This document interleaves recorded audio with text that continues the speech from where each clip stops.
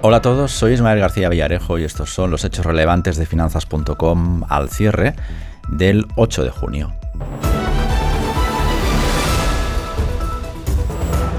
Inversores, muy bienvenidos. Guillermo y yo os estábamos esperando. Guillermo, bienvenido al Hola. Centro de Noticias de Finanzas.com. Gracias, Ismael. Guillermo Santos debuta hoy como analista de Finanzas.com. Dejadme que os lea, os dé un par de pinceladas sobre su trayectoria. Guillermo es socio en iCapital, donde te incorporaste, Guillermo, corrígeme, que a veces tenemos aquí errores, en 2011, Sí. después de 5 años como director general de la gestora de SICAPs y fondos de inversión en banca privada de Banco Popular. Así es. Muy bien. Sí. Ya no existe ese banco, creo. Pero la experiencia existe, ¿no? La experiencia sí, está. He trabajado en dos bancos que llamativamente se han extinguido. Lo que siempre me llamó, pero esto ya es motivo de otro podcast, siempre me llamó la atención de Banco Popular, es que es el único banco que casi quiebra en España y que por tanto casi que damos una lección al sistema financiero, ¿no? Es casi, por eso te digo. Bueno, hay que diferenciar entre la quiebra técnica y la quiebra real, ¿no? Uh-huh. Y quiebra real, probablemente el Banco Popular, cuando fue intervenido y vendido por €1 al Banco Santander, estaba en quiebra real, ¿no? Pues estaba en un imbalance tan extremo que podría desencadenar una quiebra de activo, vamos a decir, un descuadre entre activos y pasivos que hubiera llevado al banco al precipicio. Uh-huh. Y lo que hizo el gobierno en ese momento del Partido Popular, si no recuerdo mal, efectivamente, fue intentar frenar que se acercara al precipicio y se cayera.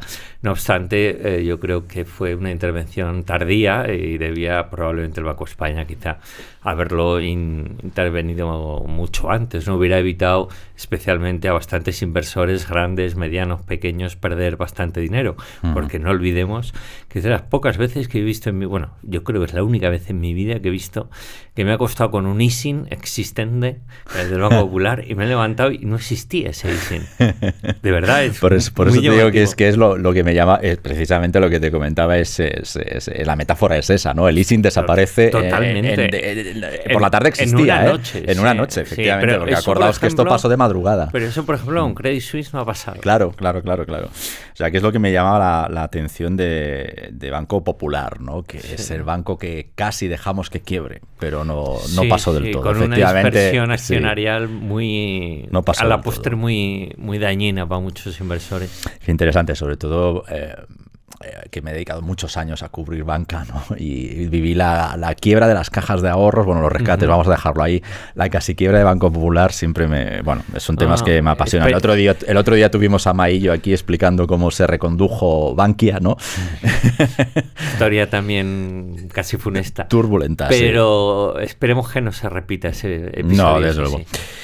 Parece que el sistema financiero algo ha aprendido, el sistema bancario. Ha cambiado mucho y algo ha aprendido, sin duda. Guillermo, apasionante, pero para que no nos digan que contamos aquí historietas nuestras, si te parece, vamos a la actualidad del día. Claro, para eso estamos. Guillermo, hoy es el día en el que podemos hablar podemos hablar de una recesión técnica en la zona del euro.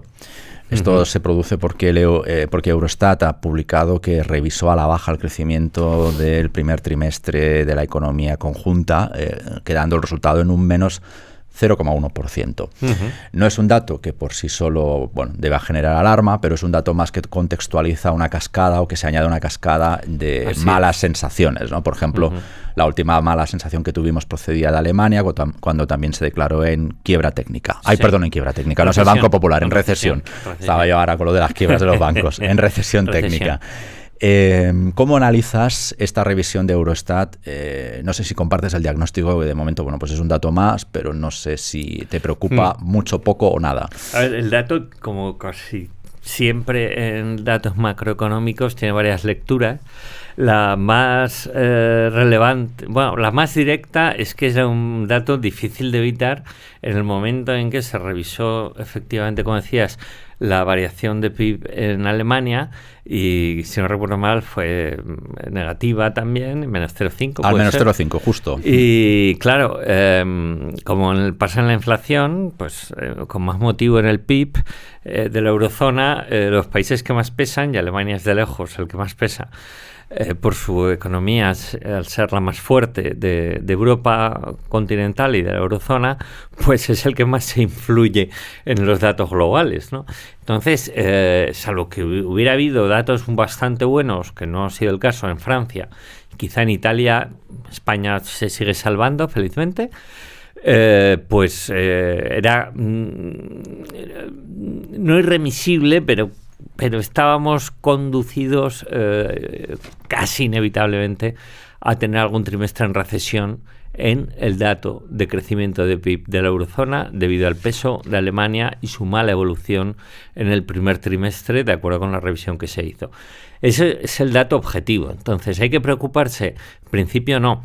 Debido a que la economía europea se está mostrando bastante resiliente, que se dice tanto ahora, en diversos, vamos a decir, factores de la economía, en diversos catalizadores de crecimiento, más notables la tasa de desempleo. La tasa de desempleo en la eurozona está en mínimos históricos. El hecho de que estén mínimos históricos, no te quepa duda que va a contribuir a una mejora del Producto Interior Bruto, ¿no? Porque la producción debería incrementarse, ¿no? Independientemente de que el dato de inflación no esté controlado. Pero hay otra lectura positiva, que es que este dato facilita un poquito la labor del Banco Central Europeo. Justo te quería preguntar ahora por eso. Con estas revisiones en negativo, porque son revisiones en negativo a la baja o correcciones a la baja de los datos ya conocidos de PIB, en principio, las próximas 3 reuniones, por ejemplo, del BCE deberían ser más sencillas de lo previsto. Bueno, a ver, yo porque creo... la tarea de llevarnos hasta la recesión ya la han logrado. Ver, ¿no? Aquí hay dos elementos. El primero, la inflación, la recesión mata la inflación. Eso es casi, no total, pero casi indubitado. Entonces, si la recesión mata la inflación, pues la inflación va a seguir moderándose y yendo a menos en la eurozona. Con lo que bien. Ese escenario facilita la labor del BCE desde el momento en que tiene que, vamos a decir, tensar más la cuerda de la política monetaria y restringirla todavía más, lo cual a su vez puede insuflar aire al sistema, dejando los tipos pues sin subir durante un tiempo e incluso planteándose bajadas, dudo en este 2023, pero pronto en el 2024. Dicho todo eso, yo creo que el BCE subirá 0,25 la semana que viene. Es decir, que justo te quería preguntar ahora, quizá el dato es demasiado tardío para que cambie las decisiones de la próxima semana, ¿no? Más que nada que todavía tenemos unos niveles de inflación. En España se ha ido moderando un poquito más, pero en Alemania, que también, al ser el país más grande, es el que más pesa en la cesta de los precios europeos, pues la inflación está lejísimos, ¿no?, del objetivo del BCE, que es el 2%, igual que la Reserva Federal, independientemente de que podamos considerar un objetivo equivocado como objetivo único. Sería, yo creo, más lógico ponerlo en rango, pero bueno, pero está lejos. Y teniendo en cuenta que está lejos y teniendo en cuenta que hay algunos países, como repito, Alemania, que tiene la inflación todavía disparada, el BCE debería subir los tipos. Sin mantener el guión previsto. Sí. Además, teniendo en cuenta que, como has visto, como conoces, el BCE empezó a subir tipos más tarde que la FED. Y la FED está cerca, probablemente, de acabar este ciclo de subidas de tipos. El BCE todavía le queda, pues quizá, probablemente 2. Uh-huh. Guillermo, en iCapital tenéis 8 oficinas distribuidas por toda España y el dato que me pasan es que gestionáis o asesoráis un patrimonio financiero de 3.100 millones de euros. Estas cifras me sugieren que estáis en contacto o más en contacto que otras casas con el inversor más minorista, más pequeñín, ¿no? No sé, lo infiero de los datos que me ha pasado Pepe, nuestro productor. No, realmente no es así, pero ahora te explico. Vale. No, te quería preguntar si con todo porque estamos viendo, esta semana hemos visto, por ejemplo, unos comportamientos en bolsa típicos de cuando no hay referencias, de cuando no hay ningún tipo de guías, ¿no? Las guías que estamos conociendo hoy más importantes son las de Eurostat, las que nos ha proporcionado Eurostat esta mañana. Y a raíz de esto te quería comentar, con todo este escenario que se nos está creando de datos que por sí solos no nos dicen nada, ¿no? Porque si hay una caída de PIB, pero un paro consistente o controlado en la zona del euro, con una inflación desbocada, pero que tampoco acaba de hacer la mella esperada, ¿no? ¿Cómo se está posicionando el inversor minorista? Que al fin y al cabo también es el grueso de nuestra audiencia. Sí, pues a ver, nosotros tenemos inversores de todo tipo, tenemos muchos inversores medianos grandes y parte de los inversores muy grandes. Pero claro, España no es un país rico como Inglaterra, como Francia o Alemania. Entonces es evidente que los inversores mayoritariamente en España son medianos y pequeños. Entonces en iCapital abrimos por supuesto la puerta a ese tipo de inversores siempre que reúnan una serie de condiciones de querer sobre todo diversificar cartera con componentes, con tipos de activos suficientemente, vamos a decir, variados como para poder asesorar libremente, para asesorar una cartera de depósitos y de letras. Pues para ese viaje no hace falta que el cliente nos pague nada, ¿no? Entonces, eso le podemos hacer una recomendación, pero no lo haríamos. Como diría la ministra, por favor, no hacen falta esas forjas. No, pues lo acabas de recordar. Perdón el sarcasmo. No, está bien traído. Pero el tema es que los inversores, el minorista claramente, y medio, pues simplemente ahora vive o debería de vivir muchísimo más feliz, pero muchísimo más feliz. ¿Y eso por qué? Cuéntanoslo, Guillermo, que no se nos ocurre. A mí ahora mismo no se me ocurre, me has pillado. Incluso yo, como inversor pequeño, vivo mucho más feliz. Pero hay que ver... Nos ha pillado el momento con aquello que dicen, ¿no? Nos ha pillado el momento con las posiciones de riesgo adecuadas. ¿Eso lo habéis notado? Eso es muy difícil de evaluar desde el momento en que cada inversor es un mundo, cada inversor tiene un perfil, el riesgo es subjetivo. Depende de cómo cada uno lo mire, se posicione, y atención, depende también de su conocimiento previo, ¿no? De ahí que el asesoramiento sea muy importante, ¿no? Porque no es lo mismo un señor que sea, yo qué sé, consejero delegado de Telefónica, por decir, claro, que se supone que algo del mercado conocerá, que un señor que se dedique a arreglar vehículos, ¿no? Entonces, el riesgo es subjetivo y depende de una serie de factores, pero partiendo de ello, hoy en día, tras, vamos a poner, 6, 8 mínimo, años de camino por el desierto para el inversor, vamos a decir, tradicional, cuya inversión principal siempre se ha basado en la curva de tipos de interés, especialmente en el corto plazo, pues claro, después de 6-8 años pasando sed y sin ver un oasis, pues en 10-15 meses no solo tiene un oasis, tiene, vamos, un palmeral y un parque acuático. Un balneario, ¿no?, a su disposición. Sí. Claro, entonces hoy en día es tan sencillo, tan accesible y tan seguro, que esto es lo más relevante casi para mucho inversor, eso faltaba, conseguir rentabilidades que aunque no se acerquen a la inflación, para eso sí que tienes que tomar riesgo,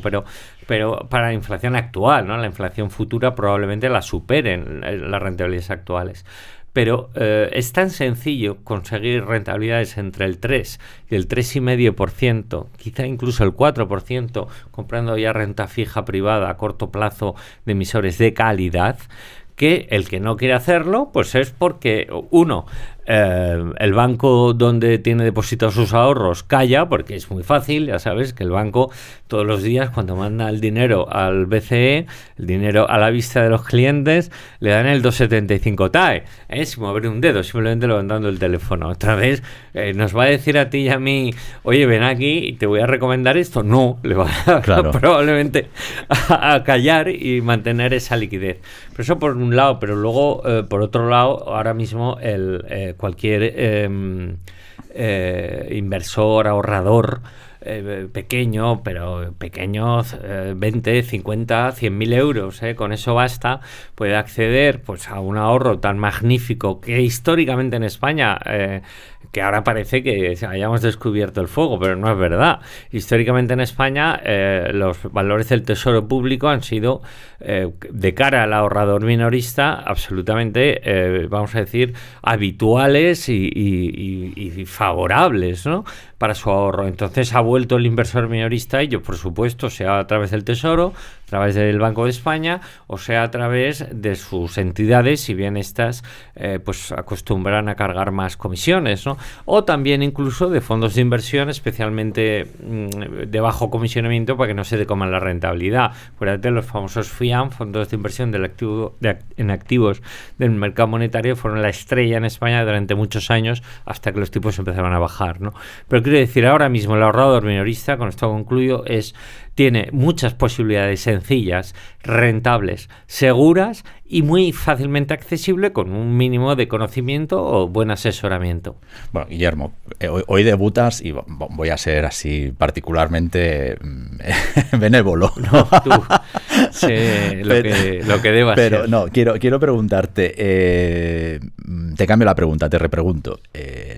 ¿Qué valores veis con más claridad dentro de la bolsa española, o valores españoles que veis con claridad ahora para construir una cartera dentro de los inversores, desde un punto de vista de inversores minoritarios, pues, no grandes cuentas? No es evidente nunca, pero ahora, pues no sé, nosotros en iCapital tenemos una visión más o menos neutral. Yo soy un poquito más favorable a la bolsa española. La bolsa española, sabes, es muy especial porque lo primero, no es representativa de la economía de España. No, eso es huelga de decirlo, es verdad. No cotiza el Corte Inglés, claro, por ejemplo, ¿no?, que es la principal cadena de distribución generalista, tampoco, que es una de las compañías más grandes. Entonces dices, bueno. Pero en fin, en la bolsa española ha crecido. Y probablemente, y probablemente nuestros valores turísticos tampoco valen lo que no están tasados, o sea, no tienen el valor adecuado. A ver, el turismo en general, los servicios turísticos, la hostelería, tal, en bolsa tienen algo más de representación, pero son sectores complicados. Porque tienen, por un lado, un componente cíclico, pero por otro lado tienen un CAPEX, una obligación de invertir en sus estructuras bastante elevadas. En fin, no es sencillo, ¿no? Al final, ahora mismo en España, el sector turístico, tú lo has citado, ¿es favorable invertir en él? Sí. ¿Por qué? Pues por un motivo muy sencillo. Porque, aparte que son multinacionales, como puede ser Sol Meliá, el aperturismo post-pandemia ya es semitotal o total, diríamos, ¿no?, con China incorporada, que son unos cuantos millones, ¿no? Aunque vayan a su ritmo al mundo de la salida turística y demás. Y luego con una inmensa ventaja, que es que, aparte del clima, por supuesto, español, que es que en España, digamos, ha habido fases en los últimos 10-15 años que parecía que iba a tener rivales en el turismo, ¿no? Como podían ser, pues, algunos países del norte de África, o algunos países, vamos a decir, del este de Europa, también con playas, o quizá algunos países, si me apuras, o algunos destinos más exóticos, ¿no? Yeah. Pero más caros, mucho más caros, sí, ¿no? Entonces, ¿por qué? Pues porque Internet, no nos quepa duda, ha abierto el turismo. O sea, antes tú ibas a una agencia y te decías, yo quiero algo así, te que ponían, yo qué sé, las Maldivas, y decía, ah, qué bonito, todo. Ahora las Maldivas, pues tú entras en una web y las tienes, ¿no? Entonces, esa apertura del turismo también pone, una frase muy manida, pone más en valor a la industria turística de España, que si la comparas con la de otros rivales ya en Europa, pues bueno, es que no hay color. No hay color en calidad-precio. Entonces, ¿esa industria nos gusta para invertir en bolsa en España? Sí. Por ejemplo, Sol Meliá. Por ejemplo, indirectamente, otra multinacional, Amadeus. Con muy buenos resultados. Nos gustan multinacionales españolas que esta semana o la pasada, no recuerdo ahora, pero vamos, hace pocos días publicó resultados excelsos. Inditex, sin duda. Inditex con una capacidad crecimiento, una estrategia que se ha anticipado a muchas otras marcas de reducción de tiendas, creando las megatiendas con vamos a decir, una adaptación de su línea comercial en función del país, cosa que han conseguido hacer pocas multinacionales. No es lo mismo un Zara en Reino Unido, en Londres, te lo puedo asegurar, ¿eh? Que aquí en Madrid, claro. No es lo mismo que en España, y ya no te digo en Arabia, ¿no? Ya. Entonces nos gusta. Y por supuesto nos siguen gustando los bancos españoles, que están bien de precio, tienen unos balances súper equilibrados, tienen una capacidad de financiación muy amplia, pese a que pueda haber depósitos que se vayan a comprar letras del Tesoro y otros activos, y luego tienen la inmensa ventaja hoy en día los bancos españoles de que los principales, Santander, BBVA, son multinacionales con fuentes de ingresos muy diversificadas, y hay otros, como puede ser CaixaBank, que ha conseguido una capilaridad en el territorio español que es tremenda, ¿no? Entonces, el auge de España en muchos ámbitos facilita también las cuentas, se incrementa, hace aumentar las cuentas de resultados de la banca, y eso todavía no se ha reflejado totalmente en sus cotizaciones, pese a que llevemos unos meses que los bancos, no en España, en Europa, globalmente todos, han sufrido por razones que conocemos, provenientes sobre todo de Estados Unidos y de Suiza. Guillermo, estamos ya fuera de tiempo. Te pido casi una respuesta binaria. Dentro de los bancos, no sé si puedes indicarnos, o bajo tu punto de vista, o directamente, ¿qué grupo te gusta más? ¿El de los grandes o el de los medianos? Sin duda el de los grandes. El de los grandes. Por diversificación de ingresos, por un lado, y luego, por otro lado, porque si nos equivocamos y vienen mal dadas, son los que menos van a sufrir. Guillermo Santos Aramburu, debutante hoy con Finanzas.com, pero bueno, es socio de iCapital. Gracias por hacer, Guillermo, podcasting esta tarde con nosotros. A vosotros, un placer. Amigos inversores, este ha sido un podcast de Finanzas.com, producido por José Jiménez y realizado por Covadonga La Cruz Camblor. El próximo episodio de Hechos Relevantes viene con la apertura de los mercados de mañana viernes, y lo firma Alejandro Ramírez, disponible a partir de las 7 de la mañana. Nosotros nos reencontramos ya la próxima semana. Gracias, como siempre, por el privilegio de vuestro tiempo. Hasta la próxima.